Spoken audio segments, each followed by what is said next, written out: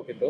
இந்த வருஷம் 2024ல தமிழ் லாங்குவேஜ் விட்டுட்டு பிறமொழி படம் வந்து தமிழ் சினிமாவையே போட்டி புரட்ட படங்கள் நிறைய வந்தது.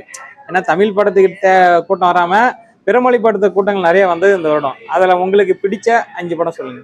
டாப் 5. இதுல வந்து பார்த்தோம்னா டாப் 5 வந்து பார்த்தோம்னா குருவாயூர் நாடில் அப்படின்னு ஒரு படம் இருந்தது, பிருத்திவிராஜ் சார் இது. ஸோ அந்த படம் வந்து ரொம்ப பிடிக்கும் ப்ரோ. அந்த படம் வந்து ஆல் டைம் ஃபேவரெட்டு. ஸோ அடுத்து வந்து பார்த்தோம்னா ஆவேசம். 4வது இடத்துல வந்து பார்த்தோம்னா ஆவேசம் படம் சொல்லுவேன். ஏன்னா எனக்கு ஃபாஃபா சாரோடைய கேரக்டரிஸ்டிக்ஸ் ரொம்ப பிடிச்சிருந்தது. கதையும் வந்து ரொம்ப நல்லாவே எடுத்திருப்பாங்க. தேர்டு வந்து பார்த்தோம்னா பிரேமலு. அந்த படம் வந்து எனக்கு ஆல் டைம் ஃபேவரெட் ப்ரோ. அது எப்படி சொல்றதுன்னா ரொம்ப ஆல் டைம் ஃபேவரெட் அப்படின்வாங்க. ஸோ 2வது இடத்துல 2 படம் இருக்குது. ஒன்று வந்து பார்த்தோன்னா காட்ஸிலா vs காங்கு, இன்னொரு இடத்துல வந்து பார்த்தோன்னா தி கோட் லைஃப் படம். அந்த 2 படமுமே வந்து பார்த்தோம்னா அவ்வளோ தரமாக இருக்கும். இந்த மாதிரி கோட் லைஃப்லாம் வந்து பார்த்தோம்னா அவருடைய எஃபெக்ட்டுக்காகவே